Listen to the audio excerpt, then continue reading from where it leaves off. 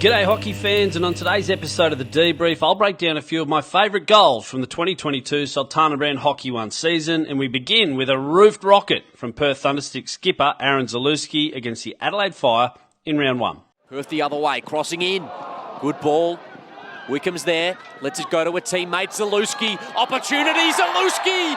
Top corner! What a strike! Yep, hell of a strike from the big moose out of the absolute top draw, but let's roll back through it and see what we can unpack. Firstly, this is an absolute bomb from Cam Geddes. He's got the biggest and best attacking aerial in Australia right now. We stop it here. Tom Cleghorn is this Adelaide defender. There's no reason for him to have given Will Battistessa this much room. Once Battistessa brings it down, Cleghorn makes another mistake in not closing down the space between the pair. By Cleghorn sitting back on his heels, it allows Battistessa to get his head up and link with Tom Wickham in the circle here. Cleghorn should be out, applying pressure with his jab, forcing Battistessa to run the ball to the baseline, knowing he's got support on the way. The last thing to keep an eye on here is the slashing run of Jake Harvey. He does a wonderful job to support the ball carrier, and his slicing run drags these two guys into the circle with him. It might seem insignificant, but this robust movement ends up opening up the space for Zalewski later on. Now this pass is almost brilliant by Battistessa, and Wickham really cleverly uses the space away from the goal to his advantage, but he just bobbles the trap. Here you can see the goal scorer, Zalewski, funneling towards the top of the circle, which is where every centre-half should end up on attacking forays. Matt Willis does really well not to dwell on this pass. He just shovels it to the space, and Zalewski is primed to strike. But before we talk about that, these are the two blokes that Jake Harvey dragged with him on his earlier run. Zalewski picks up the ball, he's got a good low base, he uses his first touch to knock the ball towards his target, and then he's got a really nice transfer of weight through to the front foot. That allows him to keep a bouncing ball low enough to rattle the roof. Next up is Scotty Boyd against Hockey Club Melbourne in round 4. Cuts back around to the right, and then he loses his footing. We've seen that at regular intervals. Oh! Well, that's how you penetrate the defence. A beauty from Boyd, but it started here with Corey Weir. He's got nothing on right now, so his left to right movement into this space is awesome. He goes from having limited options to opening up the entire circle with one strong, definitive movement. On the flip side, it's poor by this defender, gets his approach line all wrong and overcommits to allow the space inside, a big no-no. Now this movement from Boyd is superb. I call it a fade lead. You can see how close Jakey Sherrin is to Boyd as they move forward. Then Sherrin just continues to drift into the space and loses his man. Boyd fades out. Now look at the separation. It's a wonderful lead to use when tracking fast and forward up the field, and defenders just have no idea where you go once you fade back out into that space. Weir threads this dangerous ball, and Boyd does the rest. I thought Johan Durst should have done better, but he's admitted the speed of the shot caught him off guard, and sometimes you just have to tip your cap and say too good.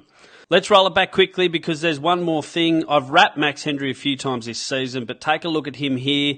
He needs to run harder to this space because right now he's cruising, and as we roll it on, look how close he gets to cutting off this ball once Weir pulls back inside. Olivia Downs got 2 on the weekend in a rout against Tassie, but this deflection caught my eye for a few reasons. Amy Lord! Oh! Well, at one end, one number 15 said, look how quickly and look how deftly I can touch in a rifled cross. We start here with Amy Lawton receiving this ball. This girl is playing chess while everyone else plays checkers. As soon as she receives, she does what all good midfielders do. She controls the ball. She understands she's got her immediate marker under control, and now she's setting her sights on another player to engage.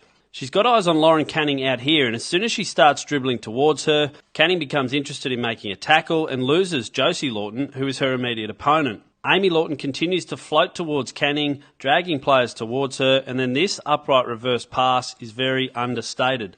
A lot of players have a bad habit of using a sliding Toma pass in this situation. It's much easier for defenders to read and block. With Lawton staying in her dribble, she keeps everyone engaged, then can flip this upright reverse pass into space for her sister Josie to run onto. Now let's look at the work of Downs in the circle. This fake lead or balk is perfect craft, and it gets the defender Eliza Westland hook, line and sinker.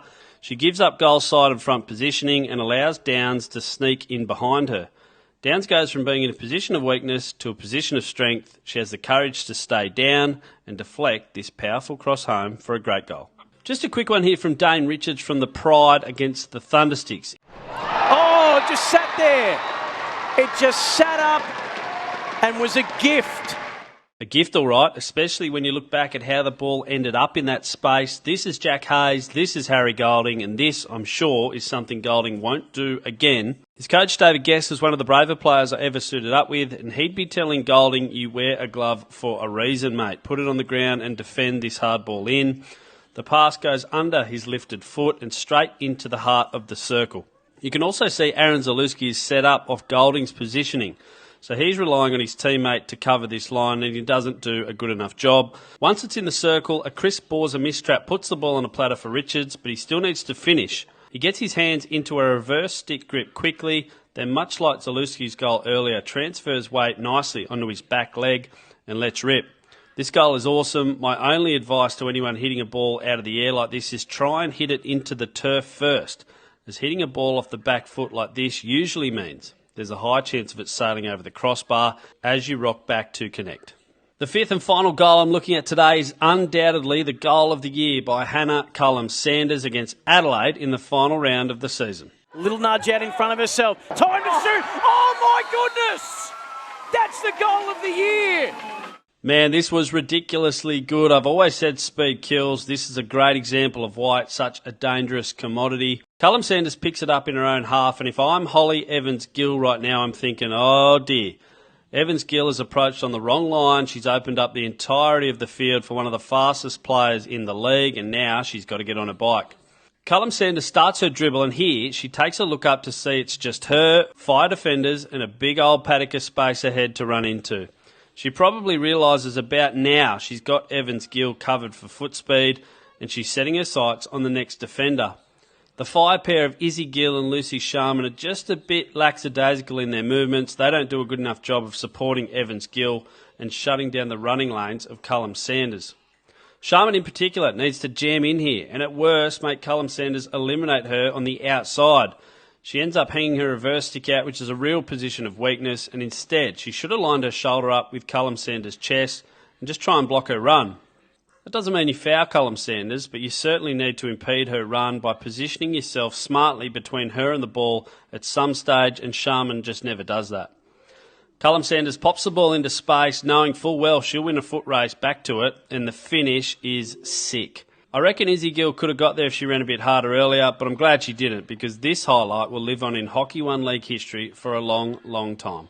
A great note to finish the debrief on for season 2022. Hopefully see you all again next year.